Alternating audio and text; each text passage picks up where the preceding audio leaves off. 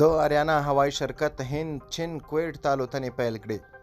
د نړیوالو الوتنو پیل د کابل په هوایي ډګر کې د اریانا هوایي افغان د شرکت الوتکو یو ځل بیا خپل پروازونه پیل کړل. د طالبانو د حکومت د ترانسپورټ هوایي چلند وزارت په نږدې راتلونکي کې هند چین کویټ او د اریانا هوایي شرکت د الوتنو د پیل خبر ورکوي. د دې وزارت ویان امام الدین احمدي په دې اړه له ازادۍ راډیو سره خبرو کې څرګندونې وکړې.